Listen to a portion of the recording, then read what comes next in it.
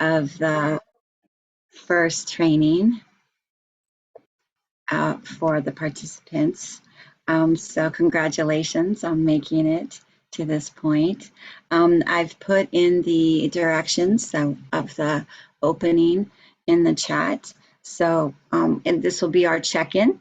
You have 30 seconds to share. So if you have any questions, comments, or anything from the last session, or you could talk about how was your empathy buddy call, if you had one this week, or if you had any empathy circles with any friends. And any short report from facilitating an empathy circle this last week. And so I'll go ahead and start with Bill.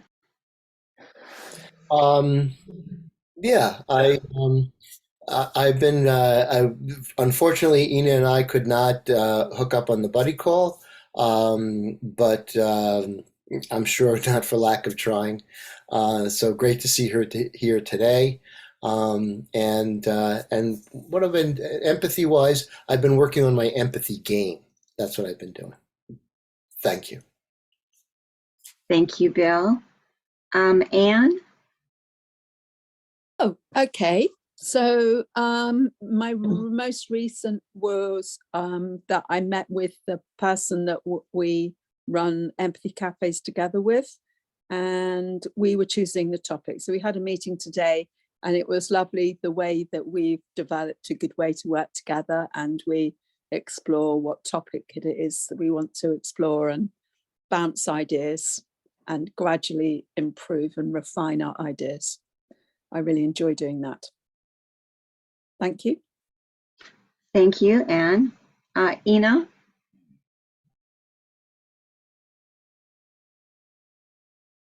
Hi. Yeah, I'm really bummed out that I missed my empathy call with Bill. And quite honestly, I'm just pretty simple today. I'm just happy to be here. Thank you, Ina. Is it Beata? It's Beata. Beata. Yes. So I went to Empathy Circle on Saturday, which was in collaboration with other groups, conflict resolution, peace transformation. So I stepped into facilitating role, which was really enjoyable and positive experience. And I was with people who I never met, so it was interesting. And there were a few challenges, but very small one. Thank you. Thank you, Beata. Thank you very much. Wendy? Oh, thank you, DJ. I had an empathy buddy call with Anne, which I really enjoyed. It was great because we're in the same time zone. So it was, yeah, that was very supportive. And I thoroughly enjoyed the Wednesday European Empathy Circle, and this week we were talking about feelings and emotions, and it goes really quite deep, that empathy circle. So, thank you. Jay?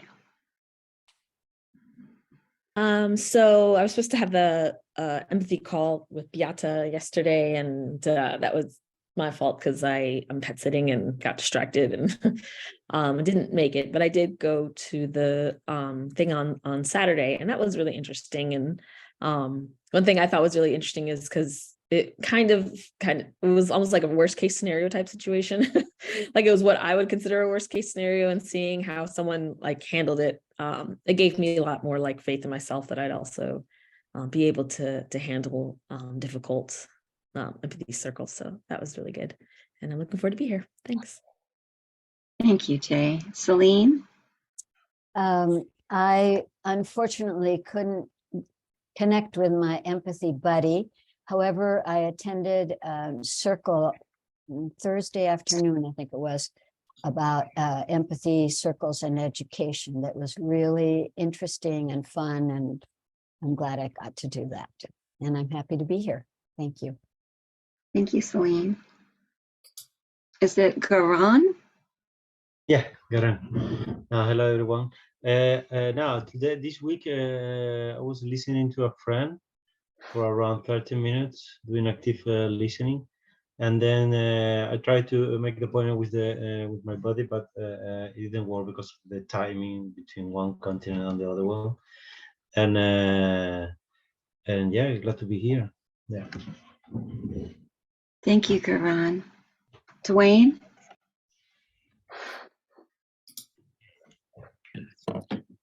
Yes, I'm had a excuse me, had a really insightful, amazing buddy call with Larry this morning. It was really amazing just really amazing what can happen in a really short period of time. I mean, it was just really refreshing, insightful call. I really enjoyed it. I've been participating in these conversations with people who are studying English as a second language, and I was really like moved by the story of this young woman I was talking to from Myanmar, and she was sharing the story of her family, like having to leave their town and flee to Thailand because of the fighting that's going on in her country right now. And it's just a reminder to me of how easy, with all my health challenges, issues, and everything, my life is so easy. And it just reminded me of how important it is to be thankful and grateful on a daily basis, because there are people who are working with challenges, living with challenges every single day that, because they're not popular, they're not in the news, and I'm not aware of them. So that was just a really powerful, challenging experience for me. And I'm thankful that my life is so easy. Thank you. Thank you, Dwayne. Thank you very much. Anastasia? Hi, I had a buddy call with Linda. It was very nice and useful. Thanks. Okay, thank you. Larry? Hi, I had also participated in the Saturday Empathy Circle with the Peace Alliance and the Conflict Resolution Group. It was really an amazing empathy circle for myself and for everyone in our breakout room, and I'm guessing for everyone in the whole experience. And I just love these these empathy circles, and had a great buddy call this morning with Dwayne, and yeah, I'm just loving every one of these empathy circles, and just loving that. On Saturday, we talked a lot about the peace within. And when we're really in touch with the peace within, that's when we can really share that. So I know it might sound like philosophy, but it's actually the way you live your life. So I'm glad to be here. Thank you. Thank you, Larry. Sally?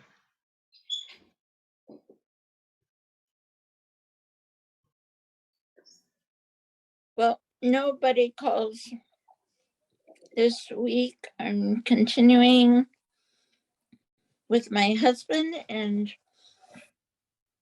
it's more of an uplifting communique. And Larry and Beata on Friday, and then Thursday I did something unique. I did the Extinction Rebellion, and that was Thursday at 10. So it was real interesting. Thank you, Sally. I think I'm the only one left. So I had a great buddy call with Lou, who's not here right now, but it was fantastic. I found out that he and I have so much in common. To UCLA, we both grew up in LA. And even though he's, I think, a year or two older than me, we've never like crossed paths literally, even though he studied in the film school at UCLA and I studied in the film school at UCLA. We never were there at the same time. It was pretty fascinating. So that was wonderful. And then I did the Saturday, I don't really know what to call that. I forget how you call whatever happened on Saturday. It was really phenomenal. I spent many hours actually with other people, sort of unpacking a lot of what happened, because it was so multi-layered, because so many people were there, and so many people that came there had never even like heard of empathy circles or tried an empathy circle. So it was really almost like a complete new idea to them. And I think that's really valuable for us who are already doing it and already understand it, to be mindful of how difficult it would be, for somebody to just jump in and be able to do something like an empathy circle, because we don't live in a society where, people like reflect back to us what we just said. See? We just kind of assume, oh, they understand me because I said it, right? I express myself, so everybody's good. They all know where I'm at, where I'm coming from. And the truth of the matter is that we are misunderstood. And I think that's really what happened in my circle, is that, and Sally was with me, that we really talked a lot. And I think Sally was the one who brought it up, that a lot of conflict in this world is based on misinterpretation of what someone has said. And that's where a lot of conflict starts. So it was pretty incredible for me. And now I'm going to turn it over to Larry and Anne, is it? Yeah. Okay, thank you. Thank you. So we'd like to go over the questions that came up in the feedback form. And I'll just read out the first question, and Anne, if you'd like to address it, or it says, what happens when an active listener wants to choose the speaker to be their active listener? Why is that something that is discouraged and possibly even prevented? So I would say that normally that wouldn't be the case, that it's fine if somebody wants to choose anybody else in a circle. That is absolutely fine. The only time when, as a facilitator, I would be doing that would be if we were in the first round of a circle and everybody hadn't yet had a turn, or maybe coming towards the end of a circle. And as facilitator, I was trying to ensure that everybody had roughly an equal number of turns. Then I might direct the next speaker to choose one of the people who haven't yet had so many turns, or suggest or invite them to. But it's fine, and it's important that we give people the choice to select who they'd like.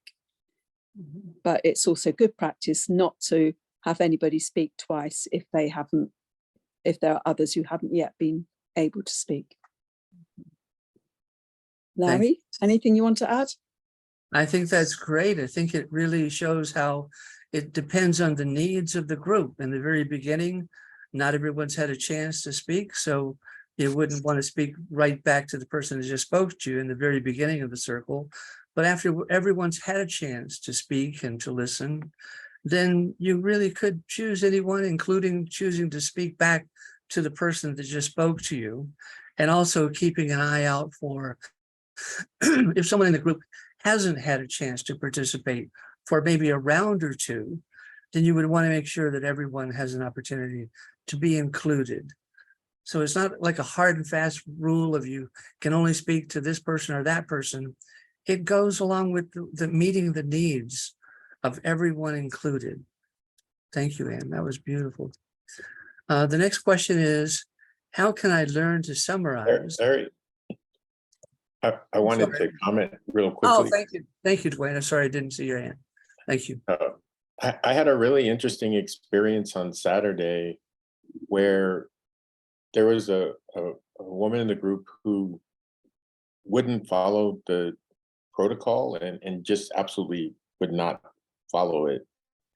And so I had the experience of actually never being called on again in the group by the group because I kept asking them to hold the space and follow the protocol. And it was intentional.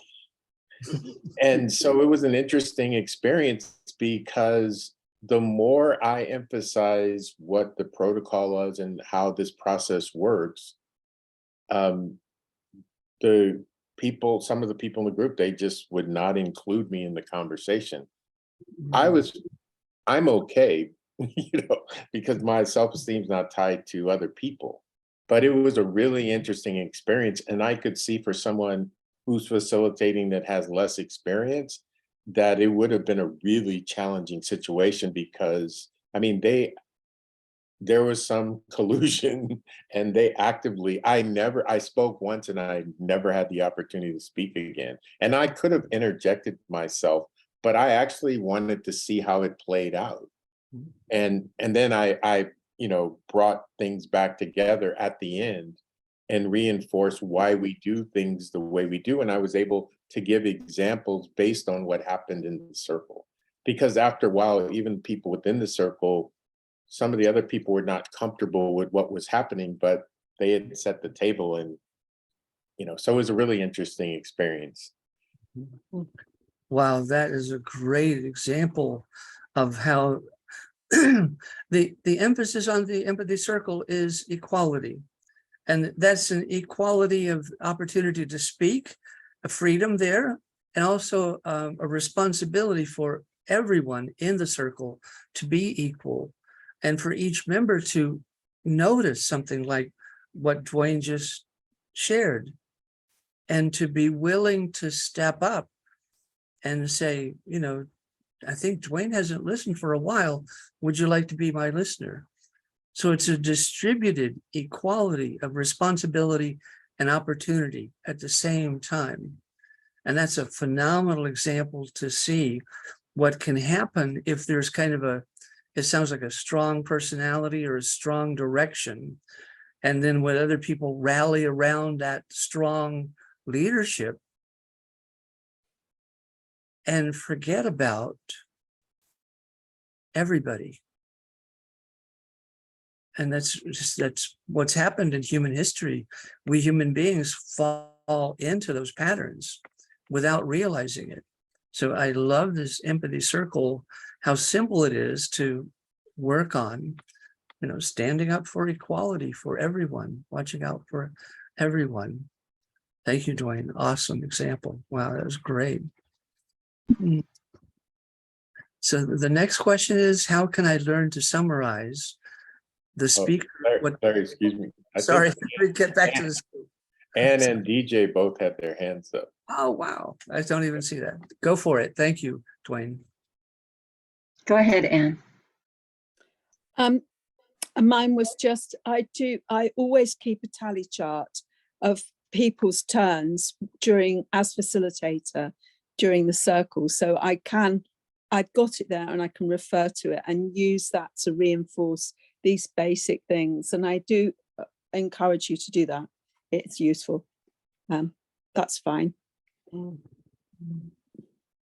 Yeah, so I don't really have anything to respond in relation to what Dwayne said, but I do have something to add to the question itself, because it may have been generated from the circle that I was in last time. And it's also related to a question or an issue that I had initially with an empathy circle in my group, True Storytelling, where there were people there who were new to empathy circle.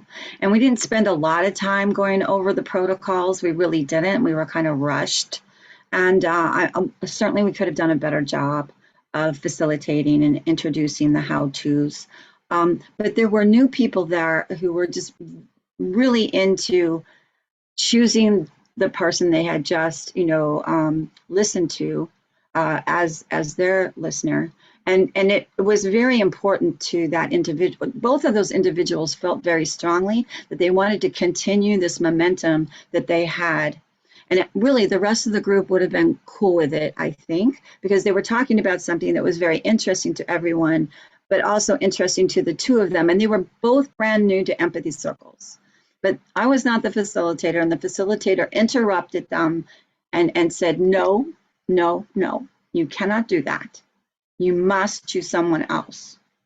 And this created, I don't know what it created. It was some kind of earthquake or some kind of disaster that really ruined the entire empathy circle. So, you know, my goal as a facilitator is to have an intentionality.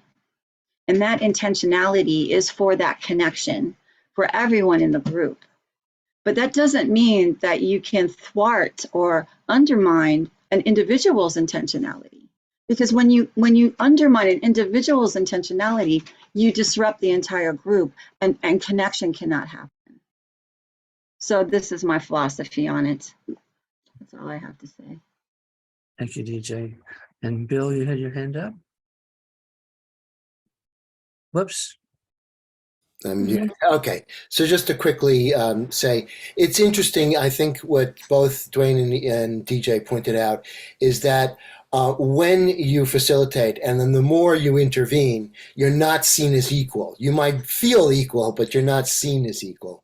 And so then that might account for the reaction. So we like to say to have a light touch, you know, whenever possible. That's all. Thanks.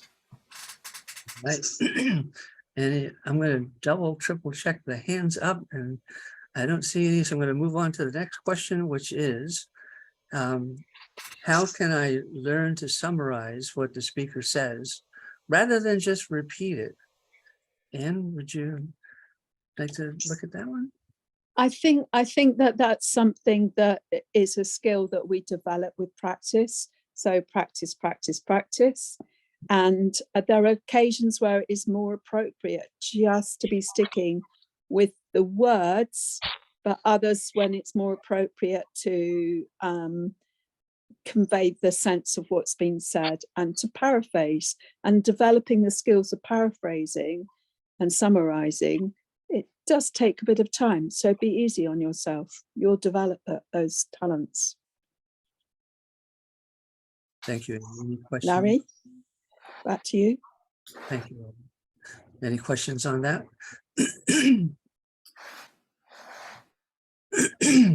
The next question, how much time a facilitator should spend giving the how-to?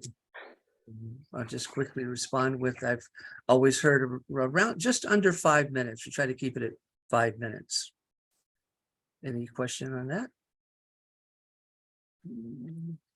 And the next one is, what a facilitator should do if some speakers are speaking for the topic and some speakers are not speaking for the topic. Would you like to look at that one, Anne? I think it's really important to remember and remind everybody in every empathy circle that it's absolutely fine to talk about whatever is alive for them at the moment. And in my mind, one of the reasons why that is important is for people to be able to participate fully and well in the circle by able to address what's in their mind at the moment, what's on top. It gives them the chance to become more present and more alive to the circle and participate more fully. But it's a guideline that we have, and it's a really powerful one.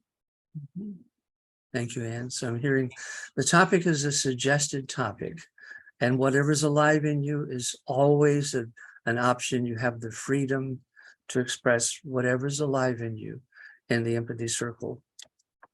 And I think that's it. I think we pass to Wendy next. And unless there are any questions, I certainly don't want to overlook any questions or comments. All right. Okay. Thank you so much, Larry and everybody who commented. So we're about to go into breakout rooms, and what we'll do in the breakout rooms this week, it will be an empathy circle without the how-to and without any role play challenges.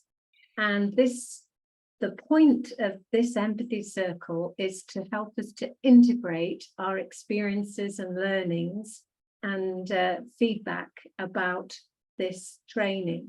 This is the fifth of the weeks. So what have you learned? What did you hope to learn? Did you learn more than what you thought you'd learn? We'd really like to hear also what the next step might be. What will you do next with your empathy circle practice and training?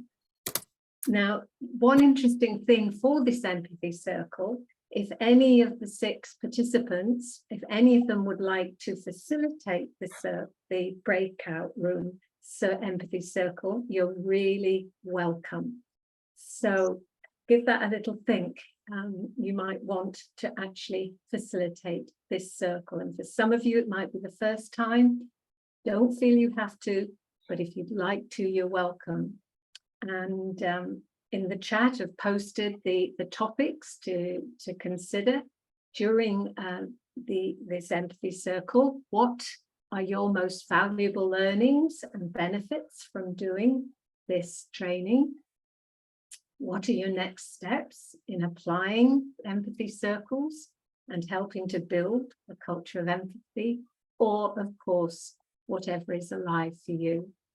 And the turns will be 4 or 5 minutes, and will go until 15 minutes before the top of the hour. So that after the breakout rooms, we'll have a longish time for the debrief, and we will get a 10-minute warning. So, really give it a thought as to whether you would like to facilitate or not, and don't feel you have to. The trainees will do that if you don't. So over to Bill to help us get into breakout rooms, unless there are any questions. Any questions, anybody, about the breakout rooms? Okay. Thank you. I think we'll have 3 breakout rooms, and the only one that will be recorded is the one that I'm in. And should be all of the participants. If you want to participate, there's an opportunity. Okay, off to the breakout rooms.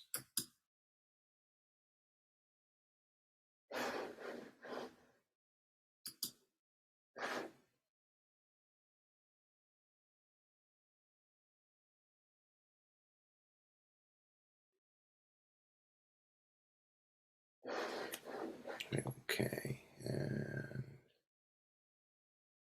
DJ.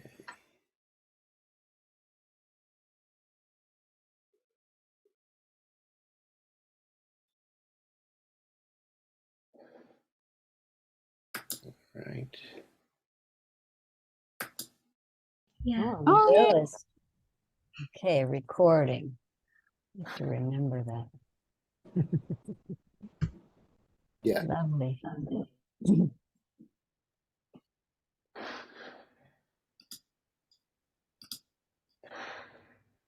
Okay.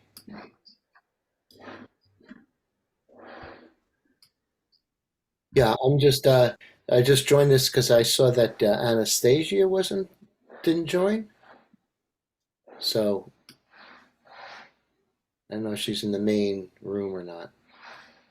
So, okay. Well, So go ahead. Go ahead.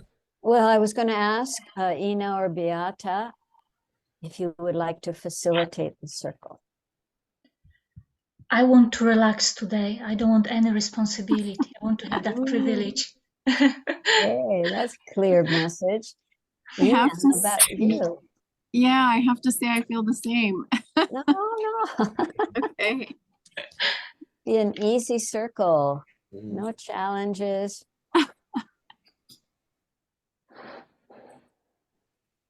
Seriously, you don't want to facilitate?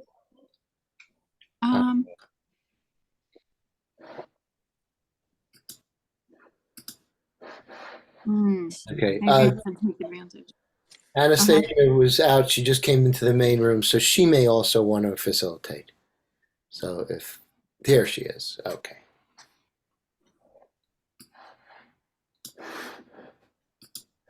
Hi, Anastasia. Anastasia. Hi, I'm back. Yes. Good. Would you like to facilitate the circle this morning? No, I just want to participate. All right.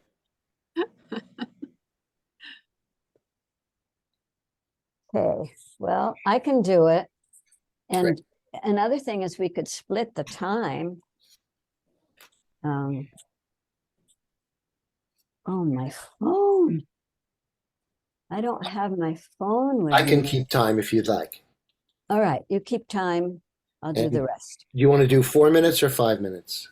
4 minutes. 4 minutes it is. Okay, I got that. Okay, great.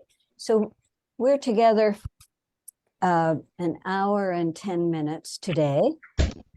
And we have the topic is, what are your most valuable learnings and benefits from doing this training?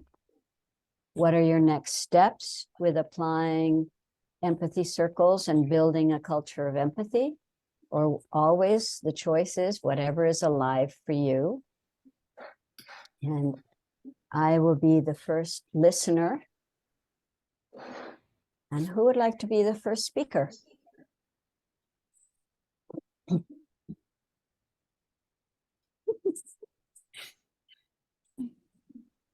Well, Ina. Yeah, I'll go ahead and do it. Can you hear me? Yes, I can. Oh, okay. I was looking for my mute. I wasn't sure if I was muted. Sure, I'll go ahead and speak. So should I start? I'm ready. We're ready. Yes, okay. Please. So yeah, I'm feeling like maybe I should have stepped up a little bit to facilitate and really take advantage of this last meeting that we have together. So you're feeling that maybe you should have stepped up and volunteered to facilitate since it's our last meeting together. Yeah, but I don't want to get stuck on that. I'm happy to be here with you guys. I've never worked with you all before, and just really happy to be here. Celine, for some reason, I want to tell you that my name is Selena, actually. I go by Ina. Sometimes I go by Celine as well. So every time I've heard somebody call your name, I'm like, huh? So you're nonetheless happy to be here. You haven't worked with any of us. And your full name is Selena, and Ina comes from that. So sometimes when you've heard my name spoken, you've looked around thinking it was for you. Yeah, I had that feeling of like, yeah. And then I just want to address what's on my mind, which is I am really bummed that I missed my meeting, my empathy circle meeting, or my buddy call with Bill. And I know that we tried to do that, and I had a weird weekend, and I needed a lot of rest this weekend. So you also feeling bummed that you missed your empathy buddy call with Bill, and that this weekend you really needed rest because there had been a lot going on. Yeah. And just thinking about this empathy circle, I wish I would have thus far participated a lot more with regard to like some of the cafes or the Saturday thing that happened. But I know that there's going to be lots more opportunity and to be involved. And that's, I'm looking forward to that. So you're feeling a little sad that you didn't participate in more of the other cafes and empathy circles. And also, you know that there'll be more opportunities coming up, and you hope that you can participate then. Yeah. And I very much feel like this is as of the first session, I feel like it's very much just affecting my life on a very deep level, like a very subconscious level with regard to all of my relationships and how it is that I'm showing up in the world with regard to being present with people. And you've also been noticing that on a deep and subtle level, since the first meeting, you have been affected by these empathy circles and this affected by this subconsciously by this way of listening to each other and people really being heard. Yes, and I saw on my social media on Instagram, there's a person who specializes in the brain function, like, you know, things that you should do, practices, you know, diet and things you know, supplements or things you shouldn't do and how that affects the brain. And he just mentioned the importance, just yesterday, I think it was, the importance of really listening. And what he was speaking to was this work right here. And it was nice to see that reflected in the world. Mm-hmm. And coincidentally, on Instagram, you've seen postings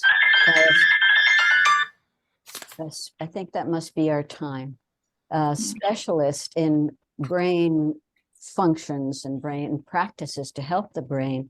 And the emphasis was very strong on the importance of really listening in order to help the brain work at its best.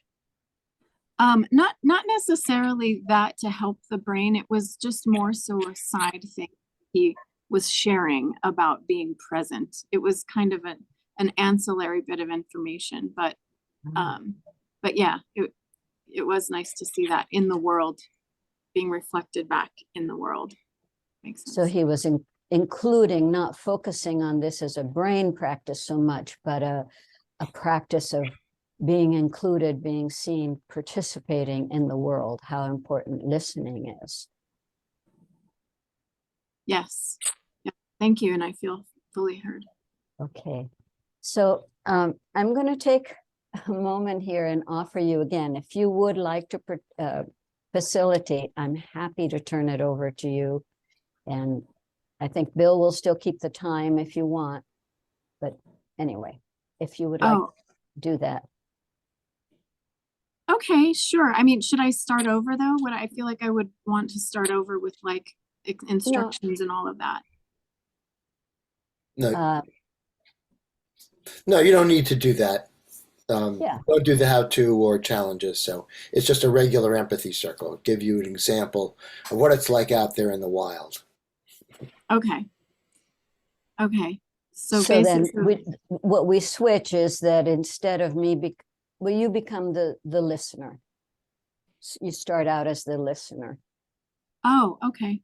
Mm-hmm. So you're not, so would you like to speak? It's sort of it would have been your turn to speak, Yeah, right? okay. All right, I'll do that so we keep that going the same way.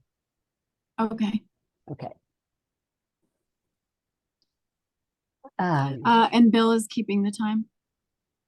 Okay, thank you. So, well, I have something I want to say about the issue that was brought up earlier about people not wanting to follow the recommended speaker listener steps. Oh, so you feel like you'd really, oh yes, I think I'm the listener. You are. Bill. Yeah. So you really wanted to say something about when in a circle, there's something that you want to touch on about when people do not want to follow the steps. Yes. Fortunately, I haven't encountered that. And I really rely on the values a lot. And we have a value of mutuality and a value of equality. And I think that I would have led with those to persuade people to get back on the expected structure. Okay. So the way that you see this circle is that you want to lean into the ideas and share the concepts of mutuality and equality with your group as a facilitator. And the desire is to have everyone participate in holding that space of mutuality and equality. Yes, thank you. And the other thing that is really important to me is that I believe that the structure that's been created brilliantly by Edwin and Bill and Lou helps to create safety. And therefore, it's really valuable to support that structure and not wobble around and do different things. Okay, so you really value the structure created by Lou and Bill and Edwin. And you think it's brilliant, and it helps to keep coherence and a sense of safety. That structure is important, so that the way that things unfold, it cradles, it sort of allows things to unfold in a way that is safe and encouraging of connection. Yes.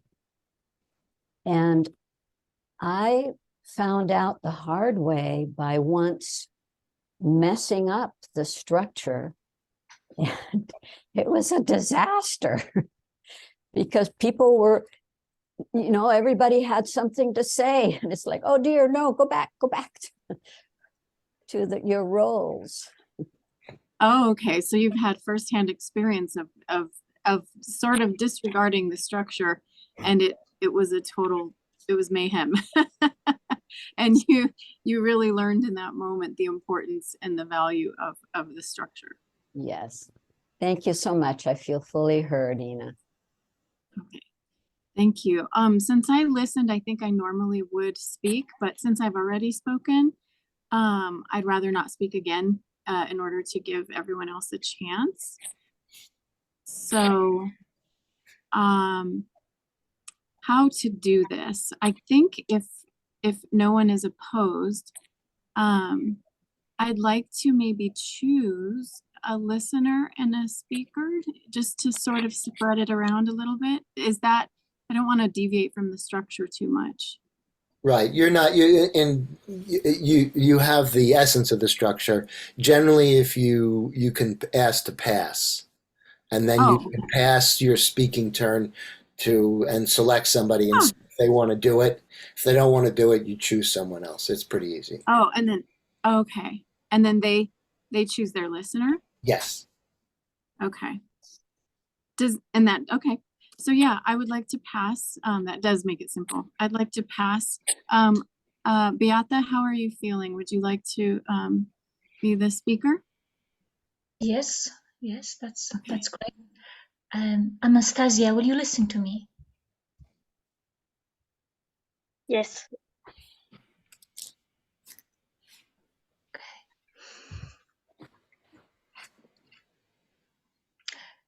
So I want to reflect, maybe not on a training, but overall process of attending empathy circles. You want to reflect not to the process, but the whole experience of this. The whole experience of the last few months of attending to empathy circle. Of the last months of being in the empathy circle. Mm-hmm. So first I thought the structure is very simple, and I thought, we're just reflecting back, and I want to get better in that. So the structure is simple and you felt that you can reflect back. Like I want to practice how to be better in reflecting back. And how you can be better on the reflecting back. Mm-hmm. But would I notice over like 4 or 5 months now? No, 4 maybe. It goes much deeper than just that. But you noticed the fourth this month that it goes much deeper than just reflecting back. Mm-hmm. First of all, what really surprised me was that it wasn't only like listening to the others, but also finding my own voice. So your first surprise was not that you have to listen the others and to find your voice. That really surprised me because I thought that's like secondary or not important, not included in the process. So you were surprised because you didn't know if you were included in the process. No, so what I find out, I thought the main focus and only is listening. But what I find out was that I start listening or voicing things I want to say. Oh, okay. The main focus was not on reflecting, but in the voicing, to find your voice. Mm-hmm. And what I mean by that is that I have tendency usually to give space to other people and listen to them. And you saw that because you have the tendency to listen other people and not to speak so much.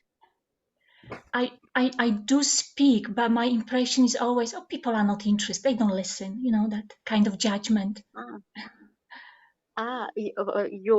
Your impression is that other people don't care or they don't want to listen to you. Exactly. So I give space to the other, I listen, I move away, with massive frustration usually. Oh, so you give space to the other to speak because of the frustration. They won't care about what you say. Yeah.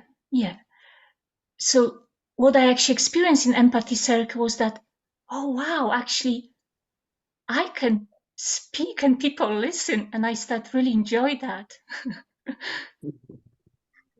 So in the Empathy Circle, you saw that I can speak and the people listening to me, and that was a great experience for you.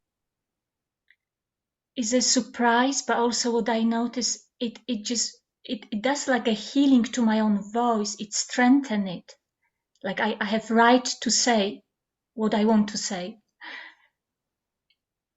Yes, so it was a surprise, but it was a healing too, because you saw people, they hear you and they empowered you to speak, to find your voice.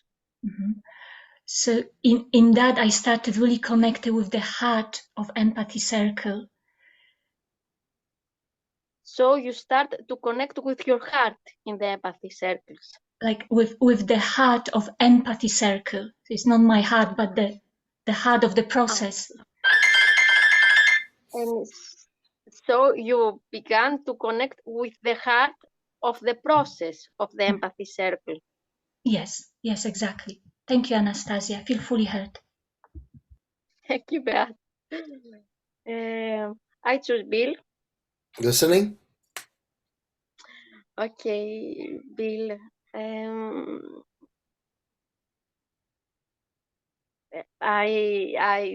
I've learned a simplest process. These 5, I saw a simple process these 5 weeks. So you saw a very simple process in experiencing the training these 5 weeks. Yes, and it was a process focusing on the words, on what the people say. And so the process was focusing on the actual words that people were saying. Yes, and I remember a training I had in the past in the company I work now. So you're remembering a training you had for the company that you work for now. Yes, and they at the training the trainer told us about the importance of the tone, voice, and the body language, and said us that words is only 7% of the message. Yeah. And so they emphasize the tone of voice and also the body language. And I'm not sure if I got this right, but that the words were only 7% of the message. Is that correct? Okay. Yes, yes. That told us the trainer, and I was shocked. I said, "Wow, what? Only 7% the words?" So you were shocked at this revelation that the words you actually say are only convey 7% of your total meaning. Yes, and that I myself inside couldn't agree to this. Only 7% the value of the words. Mm-hmm. So you had some, if I'm interpreting correctly, you had some questions about whether this was true or not, that 7% is only the words. Yes, and I said that, and and my opinion is that words are important, and we can't measure how much, but words are important. So you voiced your concern that, or questioned the fact that whether it's only 7%, and you think that words are important. Yes, and if you want to listen and understand a people, you have to listen very, very to listen the words, because words makes a painting, just a painting, and the painting is the inner world of another people. If I'm expressing, That's okay. Take your time. Yes. So I'll reflect, and correct me if I'm wrong. So what you're saying is that you feel that the words are very important and that you have to listen very carefully, and that the words paint the picture. And so to you, what I infer from that, and correct me if I'm wrong, is that that's more than 7%. Yes, yes. Every people who talks, the moment his words make he describes a word, his or her word. So if I want to go to enter in the other person world, reality, Continue. Go ahead. I should listen carefully the words. Right. So you're feeling that really to really listen to someone, you have to really listen carefully to the words. And it's very important because the words paint the picture. Yes, and the other person's reality. Right. And that helps you understand how the other person is experiencing their reality. Yes. Thank you, Bill. Yeah, I feel fully heard. All right. I'll go to Ina.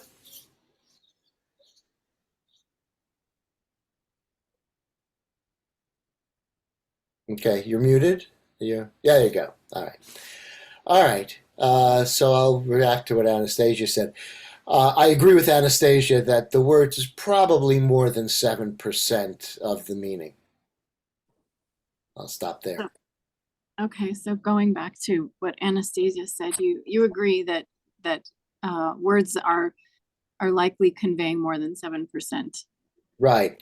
But I also, as I gave a de-escalation training because I'm a retired special education teacher and I had violent students. So we did talk in the training about body language and tone and cadence and things like that. I'll stop there.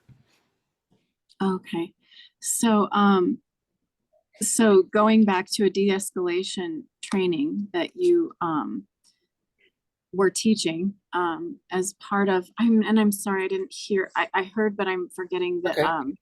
the training, the kind of school, it's De-escalation. De-escalation and what kind of school? It was a special education school. Special.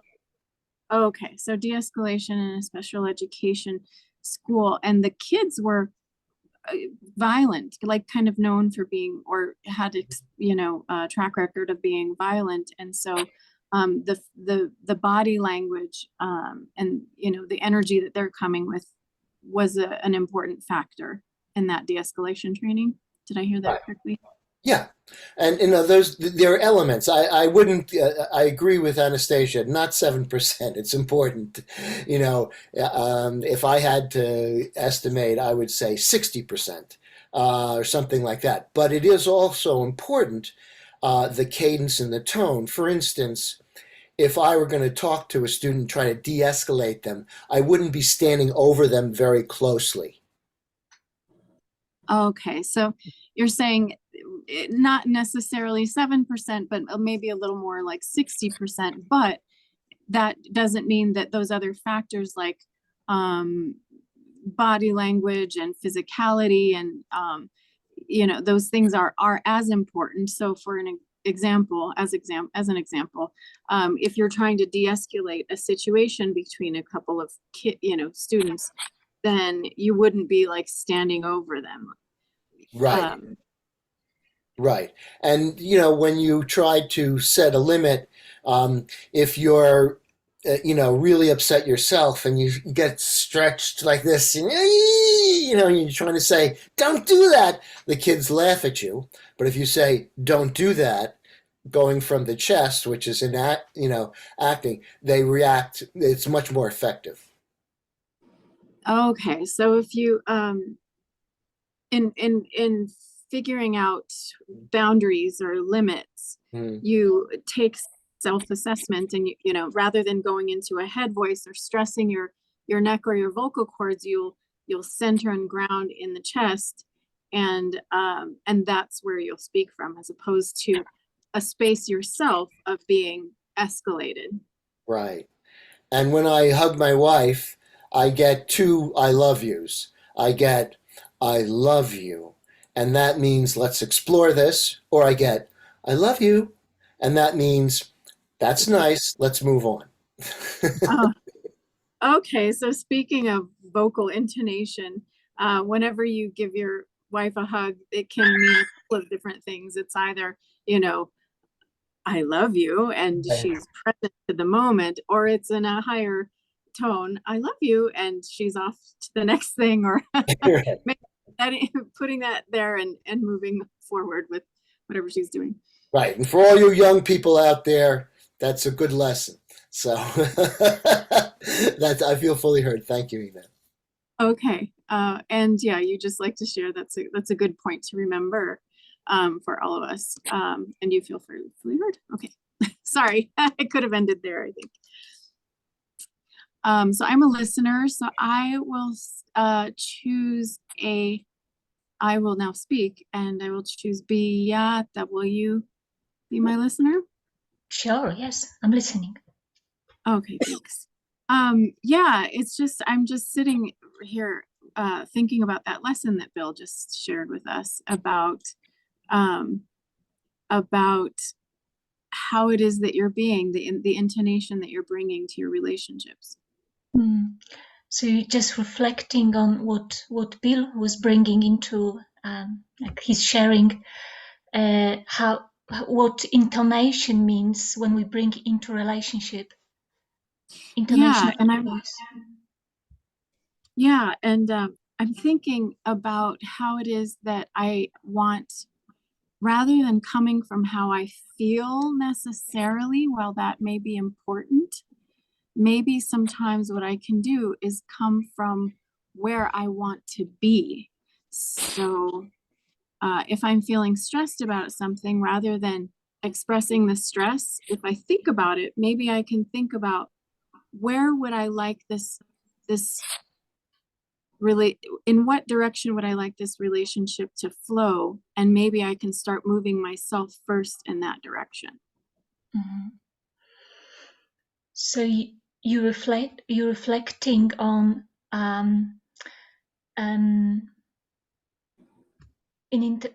on connection in relationship, whether it's valuable to express your feelings or whether actually express where you want to move forward.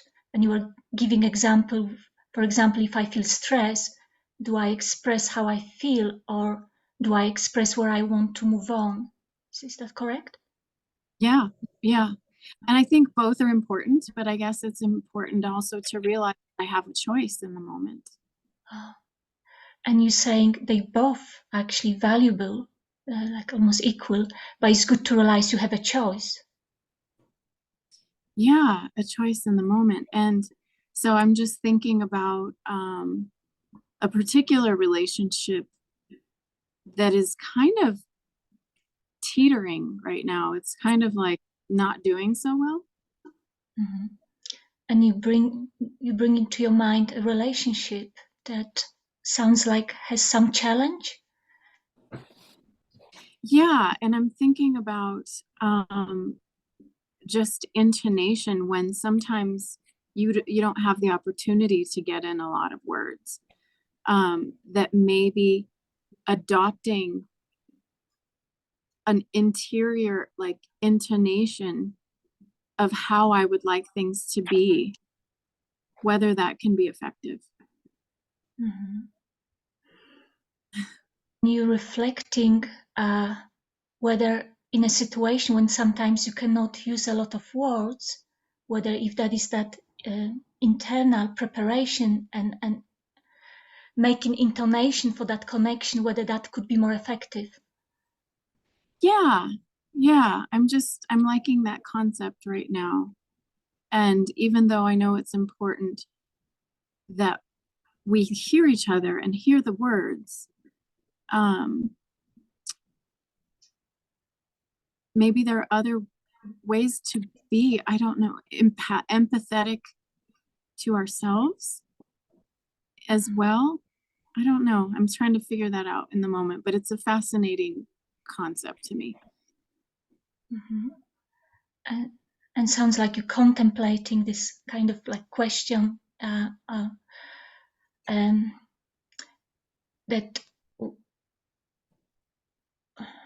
let me just again whether to use words or you said something about also being in touch to feeling empathic towards yourself in that situation, in that communication. Yeah, I feel like I'm being a little bit like airy about these concepts. But yes, I'm sort of even losing my own thought because I'm exploring it. But I do feel fully heard thus far. Thank you. And I start to reflect, and you're saying, well, maybe I feel a bit airy, but it's just because I'm exploring in a moment, actually, all these thoughts that I'm expressing. Yes. Thank you. I feel fully heard. Thank you. Selena, will you listen to me? Yes, happy to.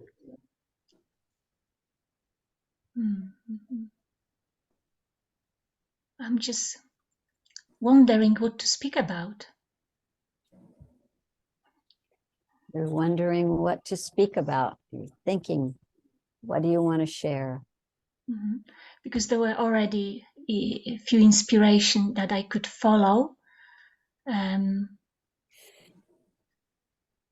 But I also want to kind of be in touch what and what matters to me right now and might not be related to what was expressed. So you want to be in touch with what's real for you, what's important right now, and not just follow some other thread. Mm-hmm. And I think what I still feel connected, what I was expressing in my first turn when I was speaking. So you still feel connected to what you first started to talk about. Because I'm connecting with that value I'm getting by coming to Empathy Circle and how grateful I feel. So you were really connected to the value of empathy circles for you and what this experience has been like over these months. Mm-hmm. Mm-hmm. And I mention again that something what I thought is so simplistic, so simple, it become like deepen and deepen and surprises me what deep effect has on me. And you're surprised at how something that's so simple but has had such a deep impact on you. Mm-hmm. One of the things that I really value is that equality and how equally we divide time to listen and to express ourselves. So one of the things that you realize that you really value is the equality and the time that we have to express ourselves and to listen to each other. And again, I thought, okay, like that's logical. But then I'm taking this structure into my life and I see that it's working. So, in terms of the training, it seems like, well, that's logical. And however, you're now watching yourself applying this in other aspects of your life. What I actually wanted to express was that I doubted I can take this structure into my life. And then I had evidence that actually this is also working outside. So initially, you doubted that this would have meaning in other parts of your life, but you've been noticing how it applies in the rest of your life. So what I do, I listen to people, and then I'm thinking, and now it's my turn. And I take turn assertively. It's like, actually, no, I have something to say. And you've been noticing that you not only listen to people the way you've learned how to do, but you also will take your turn so that you can express yourself and have the other person listen to you. And I see that people listen. Sometimes they don't, sometimes they do. And it gave me that understanding that maybe I was giving up on people, that they're not listening. It wasn't them. And so as you do this and you watch yourself, you notice that mostly people really do listen. Sometimes not so much, but generally they do. And you're thinking that maybe before you were expecting not to be heard or listened to. But now that you want to be heard, people do listen. Mm-hmm. Thank you, Selena. I feel fully heard. Thank you. Okay. Anastasia, would you listen to me, please? Yes.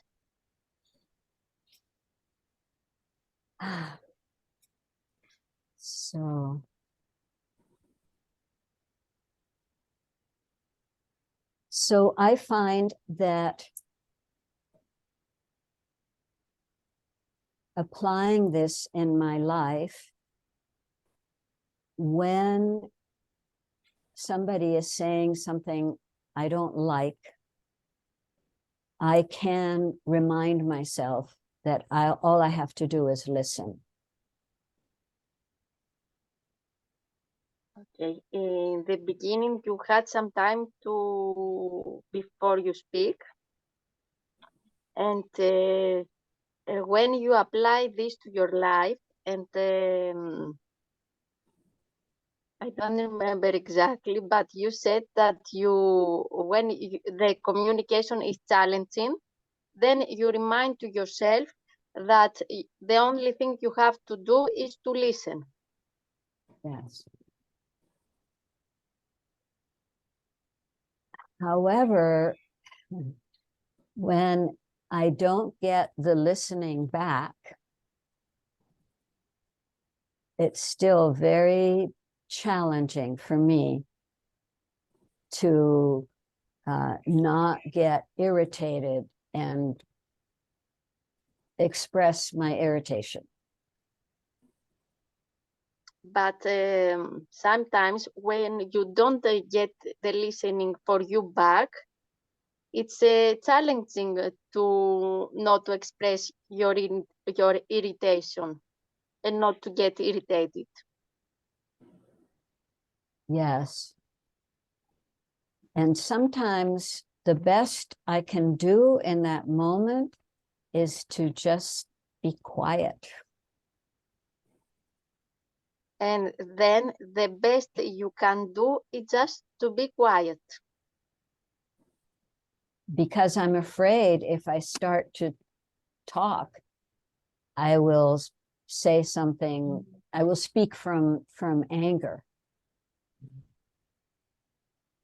Because you are afraid that if you can't control yourself and you fear that you will speak from anger. So I continue to work on this. It's been a long time that I've been working on this. And I don't And so think that, yeah, go on. Sorry. Please So, go ahead. Thank you, Celine. So you continue to work, and it's a long time you work on this.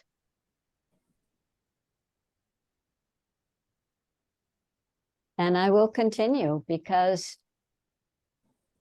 I believe in peace and kindness, and I prefer to wait till I'm in a at least neutral space before I speak again. And so you prefer to do this, to continue to work on this because you like peace and kindness, and you want to speak from a neutral space, at least. Yes. And I do ask for help from other people. Would you please listen to me? And then I go, bleh.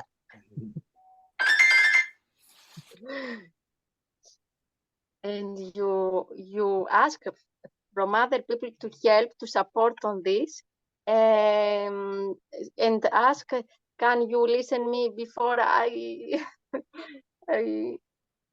you made I an expression. explode. Yes, before you explode. Thank you, Anastasia. I feel fully heard. Thank you, Celine. And I choose Beata, if it's okay, Beata. Sure, yes. Thanks. I also want to speak for the experience of these 5 weeks. Mm-hmm. So you also want to share with us your experience of this last 5 weeks? Yes. And it was a deep experience for me too. It was also a deep experience for you. Yes. I saw a simple process, but I felt so much included that surprised me. Mm-hmm. And you also have seen that the process is simple, but sounds like what was impactful was that you felt included. Yes. And that surprised you. Yes. I'm not a fluent English speaker. I have a difficulty on expressing myself and to understand English. Mhm. So English is not your first language, so that sometimes might be some challenges in expressing yourself and understanding other people. Yes, and when I applied for this 5 week, I have a hesitation. I was stressed because of my English. Mm. Mhm. And when you apply for the training, you were a bit stressed about the level of your English. Yes. Yes, and I didn't know what to expect and if I could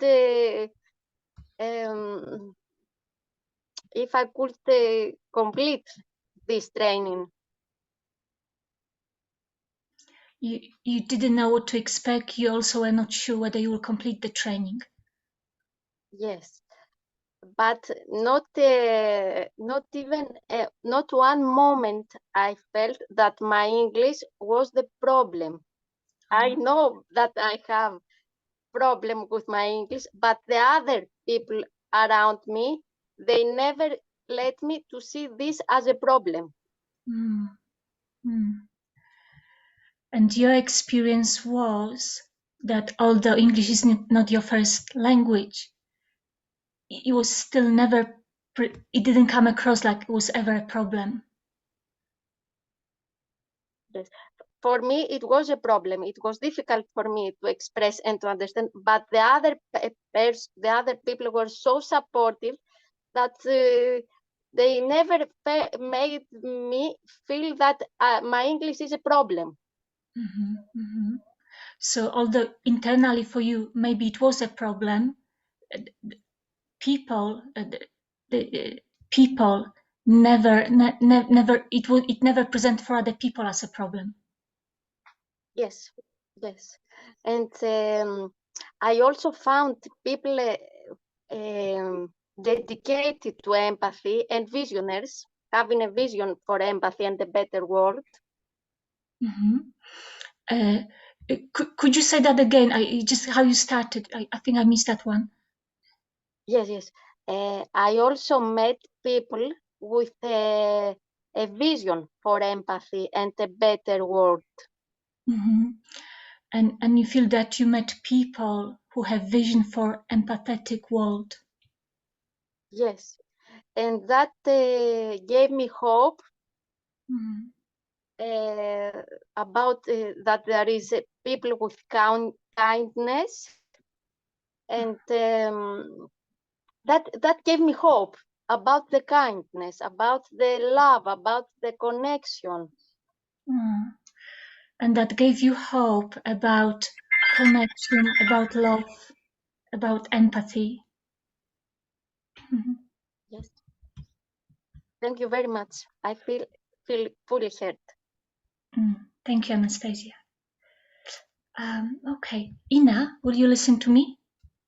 Actually, am I still muted? No. Oh, I'm on. Oh, okay.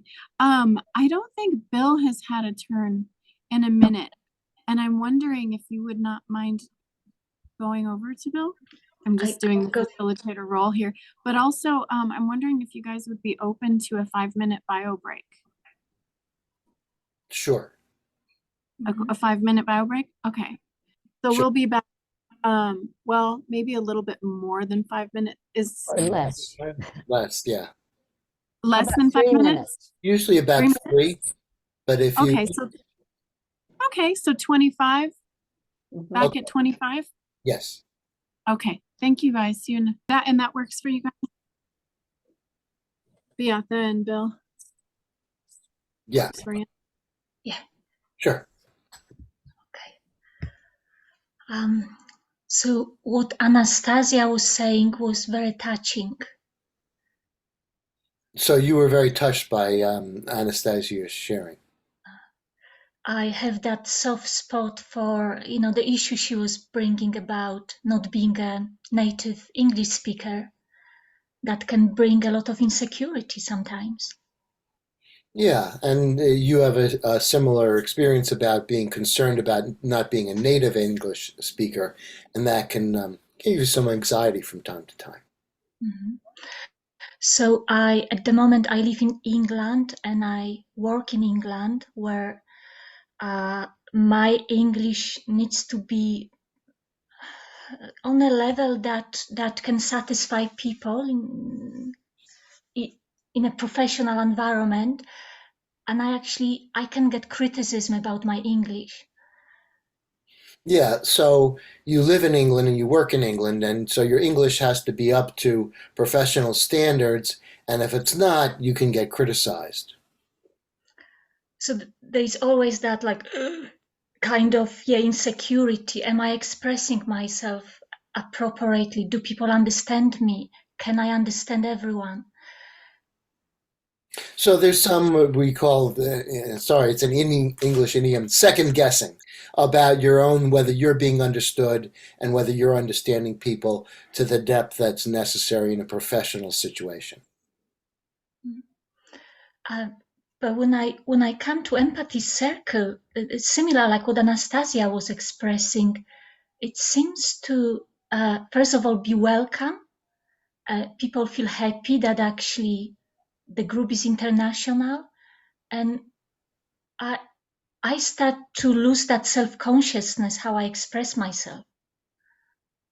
So you want to contrast your experience in in England in a professional situation with your experience in the empathy circle, where you're welcomed and people seem to actually value international and diversity, and so therefore your anxiety is goes way down. Mhm, mhm. Um, and the same what Anastasia was expressing, it really gave me hope for humanity. Like my heart was kind of opening and feeling like, oh, there is actually kindness in the world. There is that equality. There is real welcoming. Yeah, and the experience in the empathy circle gave you hope because you were welcomed and accepted and you didn't feel judged. And so it gives you hope for the world at large.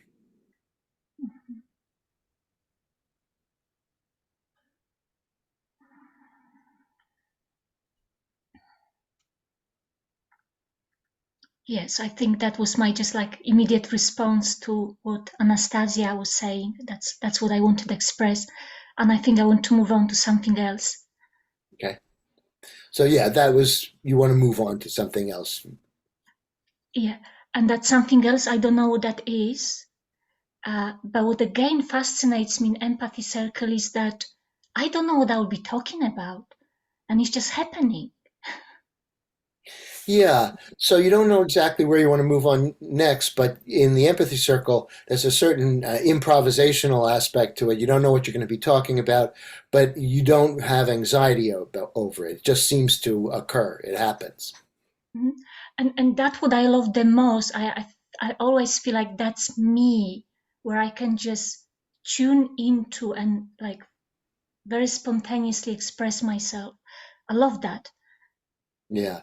And so what you really appreciate about the empathy circle is that in that improvisational, in the moment when you just, whatever comes up, you really feel authentic, that that's you and you express that. And then also you're heard and listened to and validated. So that's a good feeling for you. Mhm. And I think that's what I meant that my real voice is encouraged here to speak out. Yeah. And so that's what you feel, that you're encouraged to speak out. And that's sort of one way with meant. with this real voice. With this real voice. So it's your authentic voice coming and you find acceptance in that is. Mhm. And sometimes outside of empathy circle, the conversation can get more like a scripted, like kind of predictable, and I kind of sometimes go with that game. Right. So outside of the empathy circle, there are certain conversations that you have in the context, let's say, of your job or something else or a family relationship, where you say it seems like scripted, like you know how that's going to go. And so you don't feel the same freedom you do. And I'm inferring there, so correct me if I'm wrong, that you do in the empathy circle. That's right. I feel fully heard. Thank you, Bill. Oh, my pleasure. All right. Celine? Sure. Hi. Wait. Okay. Yeah, I'm live. Yeah, well, Anastasia and Beata's sharing really touched me because that's exactly what we're trying to do here. Also, I have a pretty good English vocabulary, but I only speak one language. So, and basically studies have shown that learning a language is the most complex intellectual endeavor you can make. I'll stop there. Sorry. So you're really touched by Anastasia's and Beata's sharing, because what they talked about is exactly what we're trying to do in the empathy circles. And you recognize that you speak English pretty well, but that's the only language you speak. Mm-hmm. Right.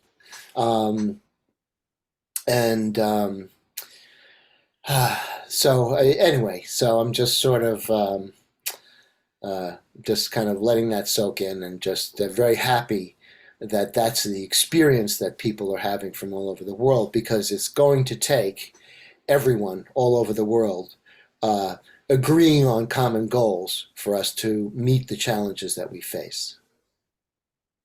So you're enjoying what's just happened and what you are learning and thinking about because of this sharing, and you're really happy because it's going to take a lot of people in the world all sharing these certain ideas, and they're going to come from all of different languages, different cultures.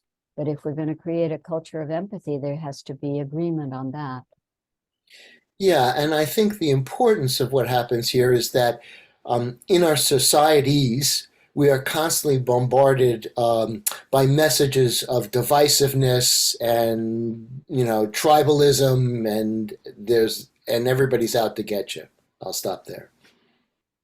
And the bigger importance is that in our societies, we are bombarded with messages of separation and distrust and not working together. Right, and I think what is revealed for each individual is our common humanity and what we share. We've all had parents. We all need housing. We all need to eat, so we can either try to solve these problems while having conflict with others, or we can try to solve these problems in cooperation with each other. And I think we've come to a point in our history where it's either cooperation or we ain't going to make it. And yes, you see that what is revealed here is that in our common humanity, we all have families, we all have concerns and issues about housing and health and so on. And the way to solve these problems has to be through cooperation, because nothing else is going to get us out of the challenges that we're facing as a world. Right. So participation for me in the empathy circle doesn't necessarily solve problems directly, but it sort of reinforces our common humanity and our connection with other people, so that we can then, from that, let's say, platform, address the challenges that face us effectively.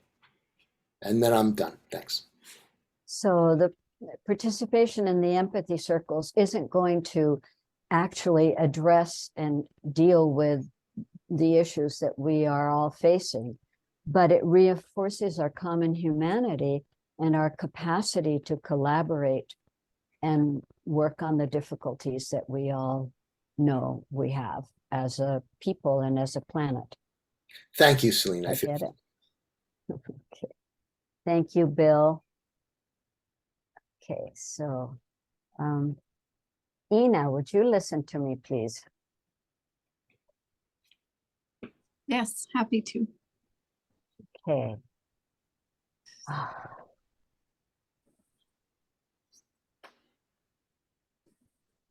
I've been participating in these empathy circles now for almost 3 years, I think. Wow, so you've been participating in these circles for almost 3 years.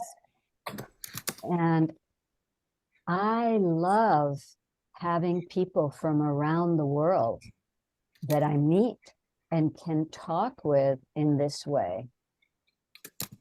And you love meeting people around the world and being able to talk and connect in this way. Yeah, there's some people who, for example, some folks in Nigeria who come on and they have, or in some parts of India also, who have so much difficulty with the internet connection that we hardly ever can see their faces. Oh, so sometimes you have people from parts of the world that don't have great internet access, so you can't necessarily see their faces all the time. And yet their dedication, the effort that they make to participate is really inspiring. And despite the technical difficulties, they really do make efforts to participate, and that inspires you. Yeah, and they are talented and brilliant also. And you seem like not amazed, but surprised and delighted that these are people who are brilliant. These people on the other side. Well, I'm delighted. Yes, and excited to have learned from them who have made such an effort to be present. And it really thrills you to be able to learn from people who have worked so hard to make an effort to be present. We once had a woman from a country where she would be in danger if she showed her face. So that was why she could not show her face. Oh, so you had a participant one time that could not show her face due to safety issues.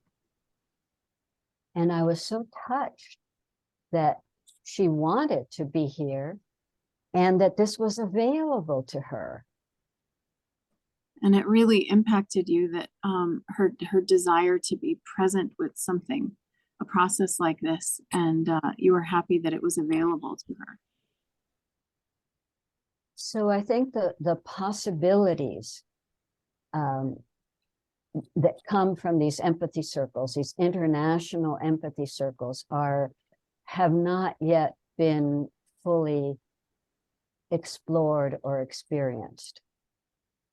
Yeah, so you're really recognizing the value of the International Empathy Circle, and you're realizing we've just touched the tip of the iceberg. Yeah. The UN is next. And the UN is next. Thank you. I feel fully heard. Thank you. Is there a review that we need to do before we go back to the main room? Or Yes. Yeah, sure. We could do a review. We have about 5 minutes. So yeah. Oh, okay. Okay. So yeah, you start with how do you feel about your facilitation that you jumped into? Oh, okay. I feel like I really didn't do much.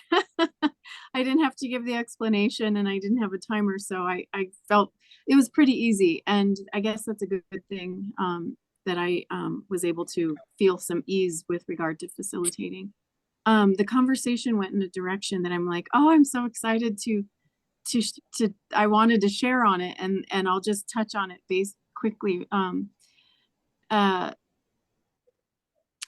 So I've also had the experience of not being able to feel like I was being fully heard, or living in another country where my language skills were not so great. And I would have loved to have an empathy circle situation where I could have exercised that sense of having my own voice. And then how the conversation has moved into the international theme.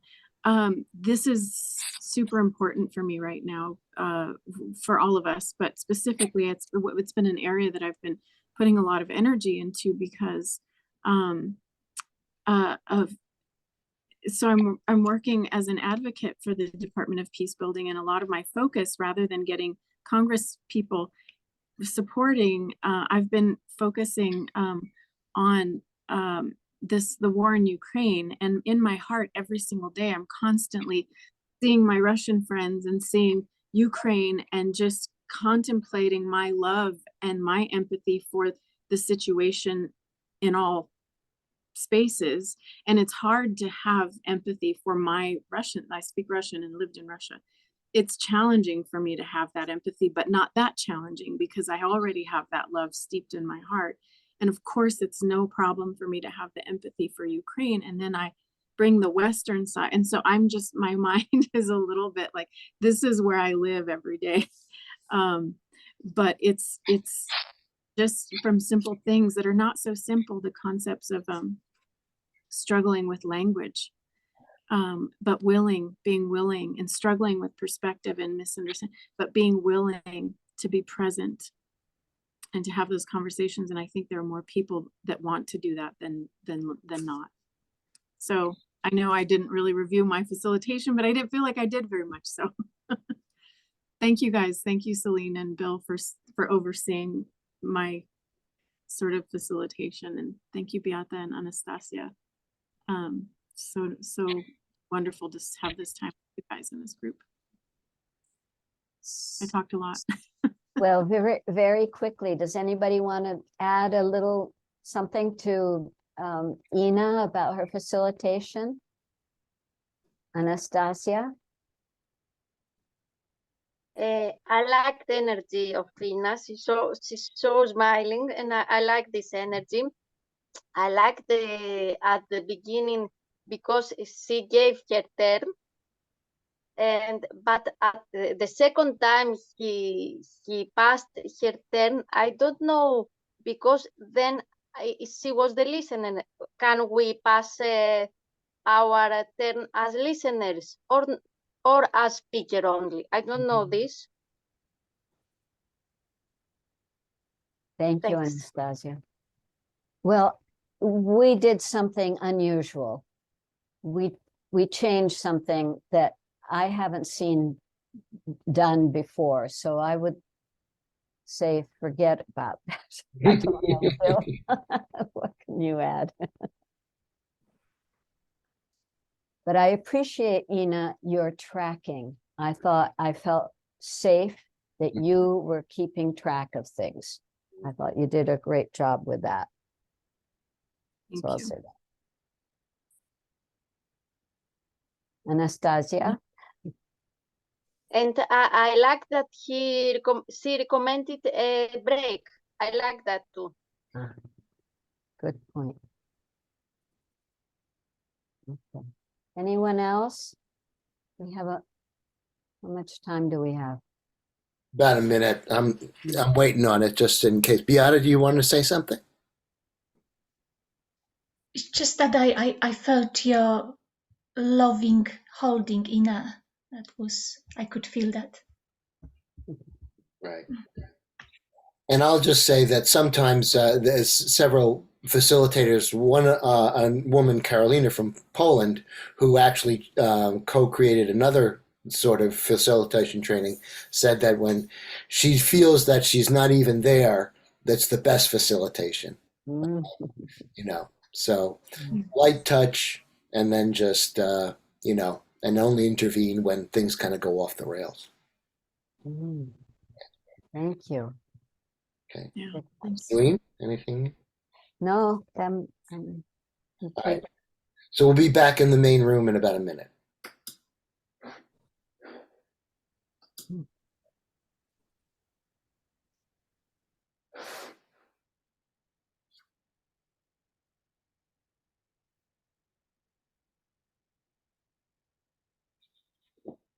Okay.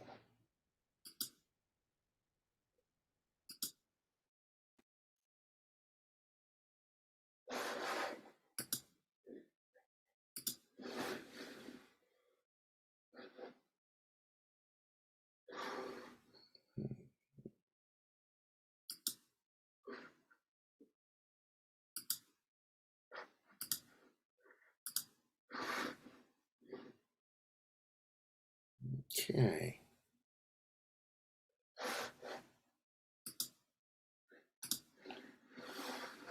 All right.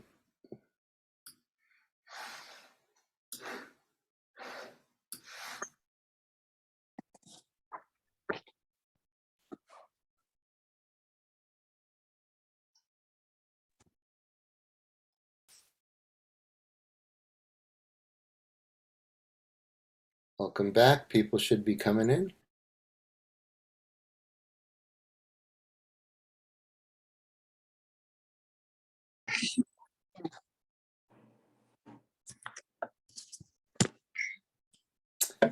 Okay. Okay. So welcome back.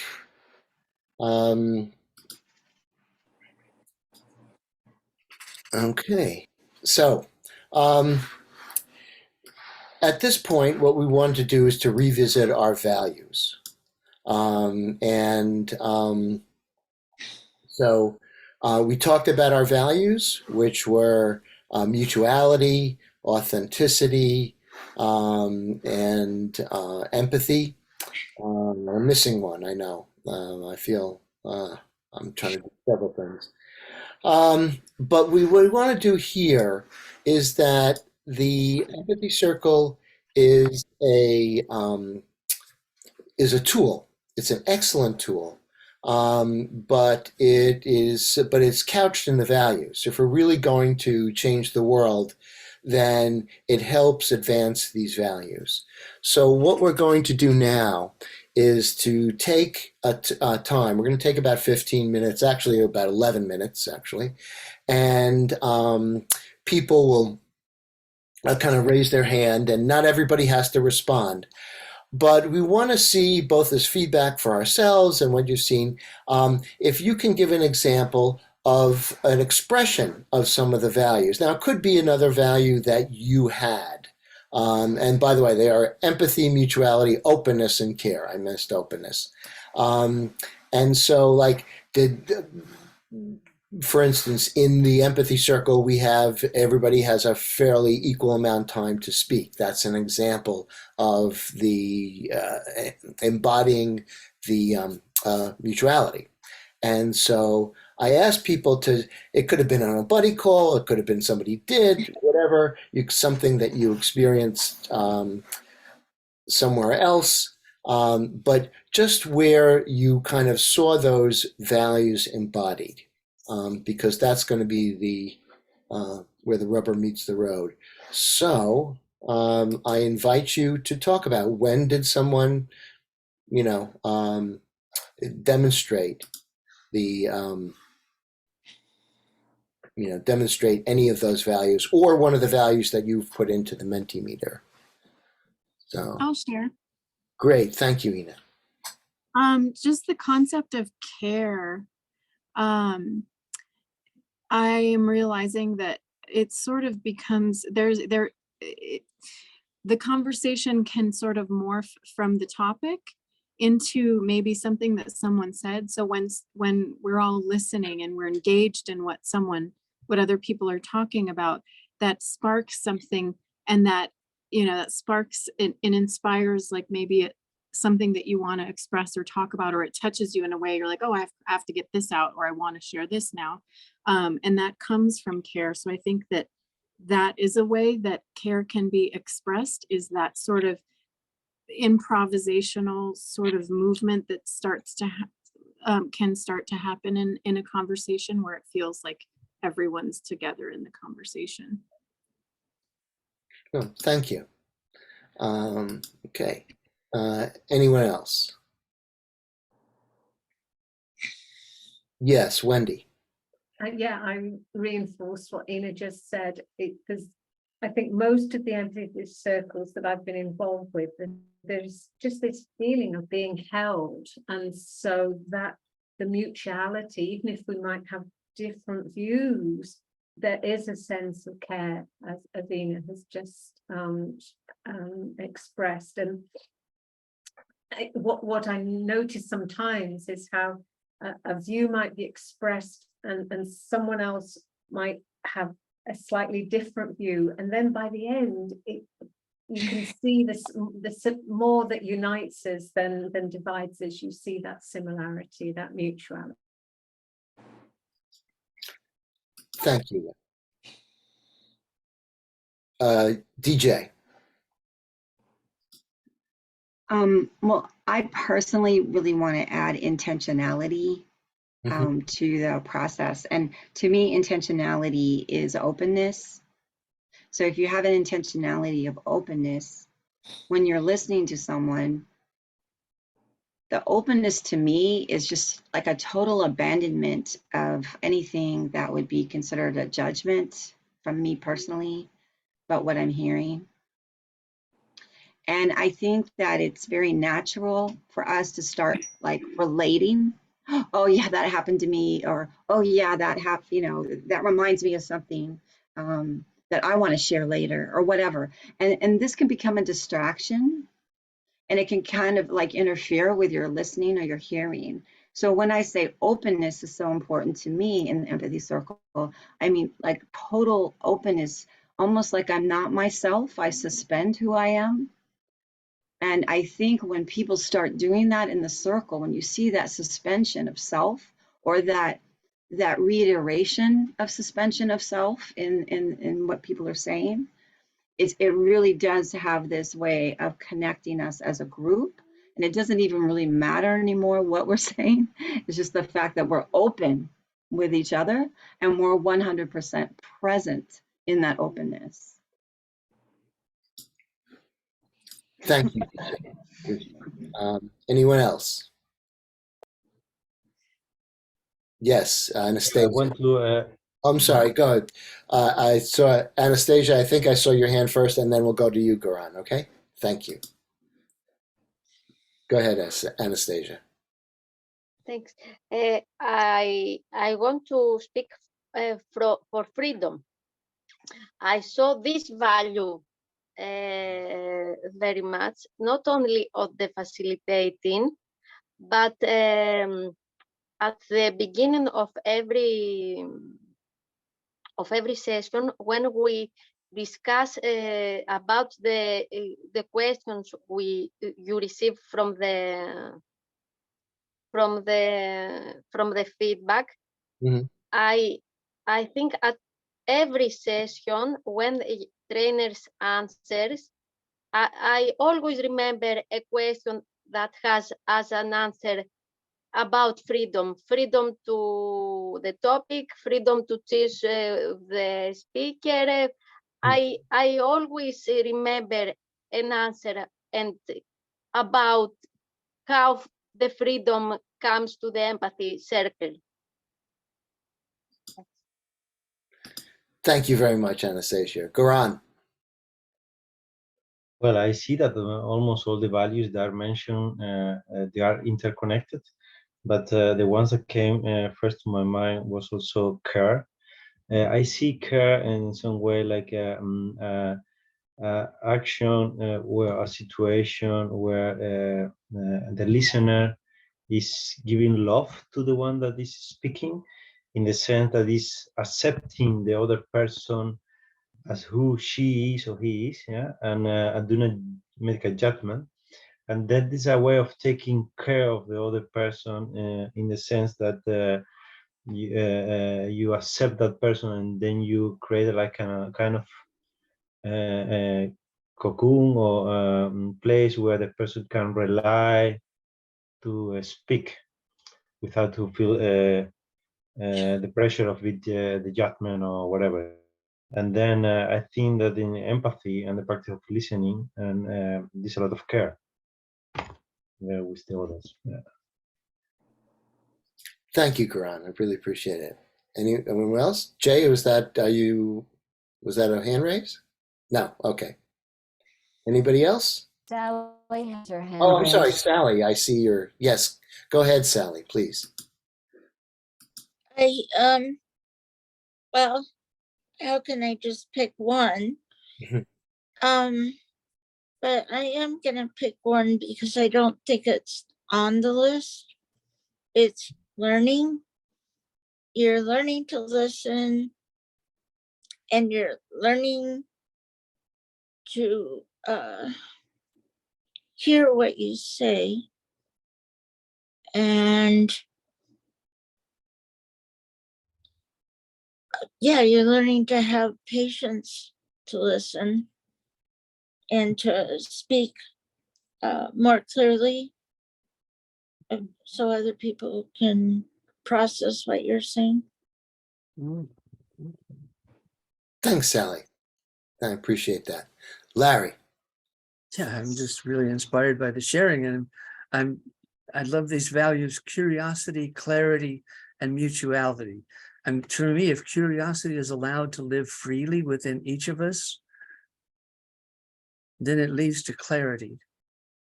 And that clarity becomes mutuality, the realization that we're really all the same. If that curiosity is allowed to live, it leads to that mutuality, the clarity of mutuality. That's it. Thank you. Thank you, Larry. Anyone else? No? Okay. Whoops, what happened? All right. Hey, So, Jay has her hand up. Sorry, I just raised my hand. oh, okay. Sorry, I missed you. Sir, go ahead, Jay. Yeah, I was just thinking about the value of mutuality, and in our group we talked about, well, one thing I mentioned was this idea of a mutual creativity, of like we're all creating, we're all contributing, and there's not a lot of spaces like that. Live in a very consumptive society. And one thing that I really appreciate is mutuality in contribution through this process. Just wanted to say that. Great, great. Thank you. Anyone else who hasn't? Okay. Well, Edwin's not here, so I will kind of reflect just what he talks about empathy circles as micro doses of love. So I'll just kind of leave this with everyone having a micro dose of love. And then we're going to turn it over, I believe, to Dwayne. And he's going to facilitate our second question. So Dwayne, over to you. Sure. And our second question is, what did you like about the training, the benefits to you, etc., and what will you be doing as next steps with empathy circles? And in short, how will you be applying this to your everyday life, or are you planning to do create your own circles or participate in some other circles? You can also speak to what did you like about the training and what will you be doing next with empathy circles. And I'll also post the question so you can see it. And I'm going to go around and call on people because it's such a small group, but you also have the option of passing if you're not interested in answering the question at this time, and then I can always come back to you. So let me put this in. And Beata, would you like to start? And the question is in the chat if you like to see it. Right. So, so this is my second training I'm doing, and what's happened after first training in August was that I said, well, I want to get to know community, and I'm willing to come to this group's empathy, which happened, and it really deepened the process and my engagement and connection with people, and I just love it. What I like about the being second time in the training is that it strengthened again my understanding of the structure, what is important, how to do introduction, and how to deal with challenges. So I feel now more confident, to go and run the groups with people that I don't know, because I know being with you is kind of easy, but all these challenges just telling me that it's not necessarily like that when I go outside and facilitate the process. Thank you. Thank you, Beata, for sharing. Jay, would you like to go next? Sure. In terms of what I liked about the training, I like just interacting with strangers, and I think that this process has increased my comfort level as far as doing circles and just socializing with people that I don't know that might be very different from me. And in terms of what I'm doing next, yeah, I mean, one thing I was thinking about was like doing like an in-person thing at the community room in my apartment complex. I've been wanting to do like a lot of like disaster engagement work with my apartment complex, but I'm realizing that, to quote, I think Adrienne Marie Brown, you have to move at the speed of trust. Like I think a big part of disaster preparedness and preparedness in general is people being able to trust each other in moments of vulnerability. And so I'm thinking that like the first step of me wanting to do this disaster preparedness would be to host an empathy circle for us, just be able to get to know each other and feel comfortable with each other, and then start to do all the other stuff, the scary stuff. So thanks. Thank you, Jay, for sharing. Anastasia, would you like to go next? Yes, I joined the supportive and the inclusive environment and space you create, and I think that is suitable, this environment, and needed for everyone who wants to learn something. So it's easier for me to learn this process because of the space you create. And next steps, I would like next year to have a career change and become a parent coach. And I think that how to bring this process to the parents in order to be more empathic with their children, to learn how to listen their children better and deeper. Thank you all for the space you create. Thank you for sharing. Sally, would you like to go next? Okay, I wanna explore this new language with the community I'm in and expand it with my family. And I'm also working on climate related to corporate interference in the carbon phenomenon. And as an environmental planner, it's first and foremost in my mind. Thank you, Sally, for sharing. Karan, would you like to go next? Yeah, sure. No, I really enjoy it because through this training, I could practice active listening, and I think that it's nice to keep it doing it. to keep some conditions about what means keep active listening. The others, if we, I mean, my experience is that if I don't practice it, I will not apply in my everyday life.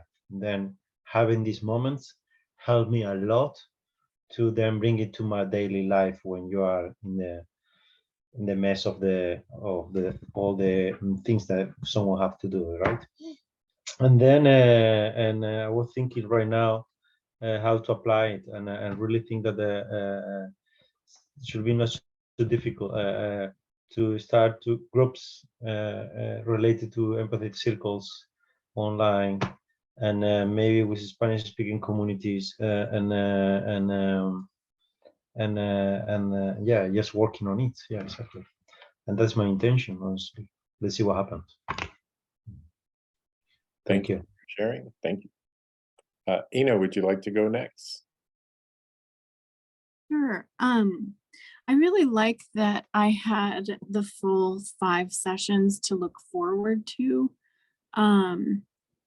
Just getting used to the idea in the beginning and incorporating it week after week, or just even just allowing it to settle in.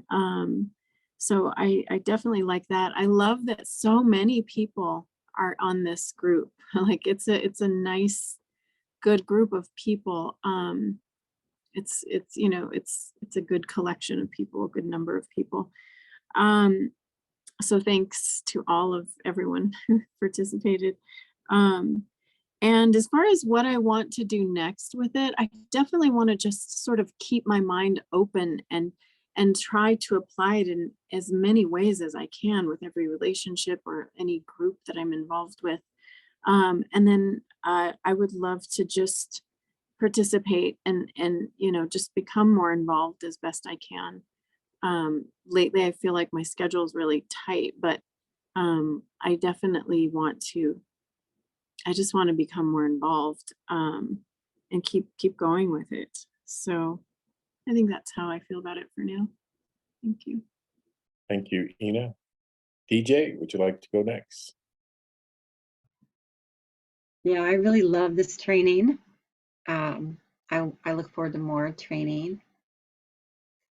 I think that I have learned how to integrate empathy circles and empathy circle training and defining empathy like into my life.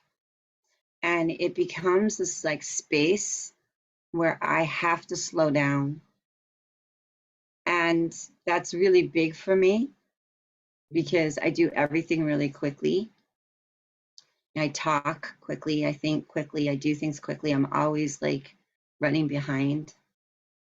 And so this is a great opportunity for me as an individual person to transform myself and to slow down and apply that to everything in my life, especially my relationships, my interpersonal relationships.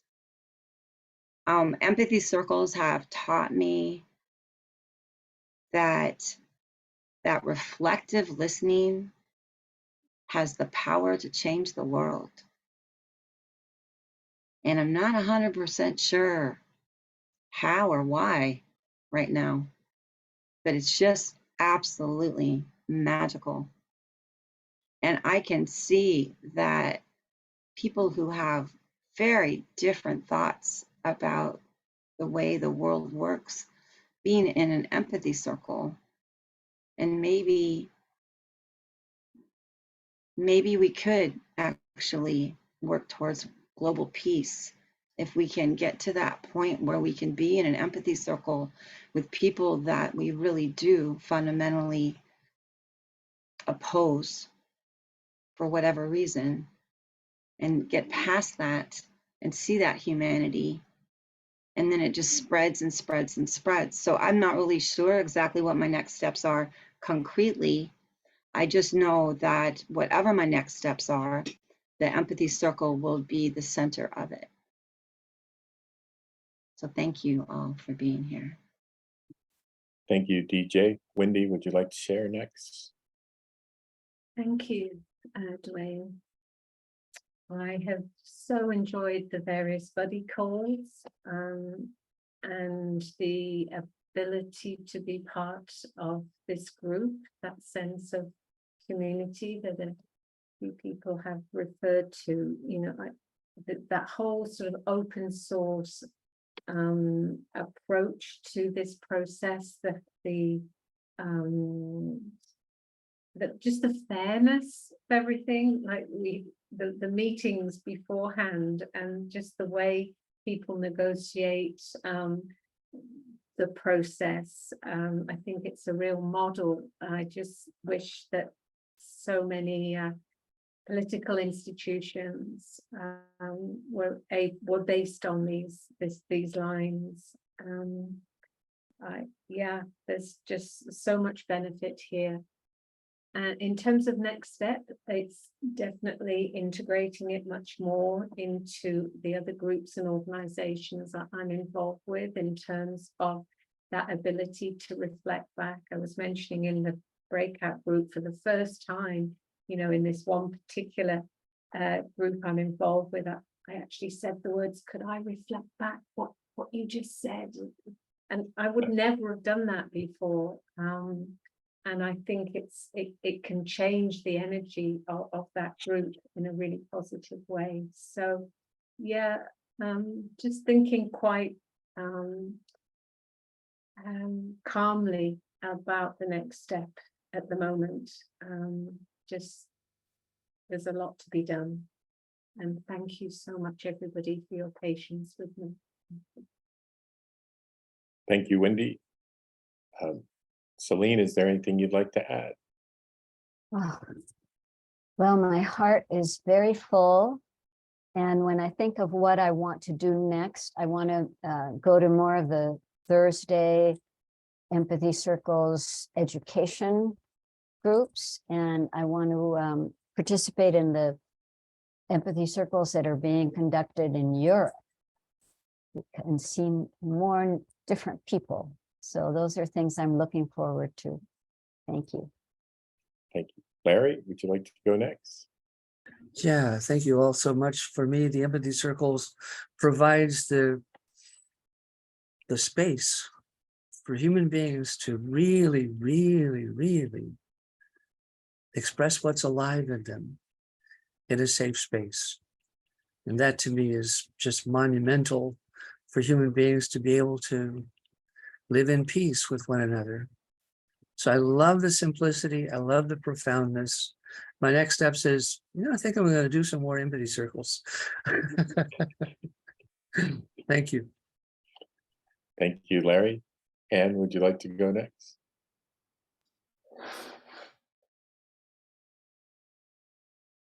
You're muted. You're muted. Anne? Yeah, sorry about that.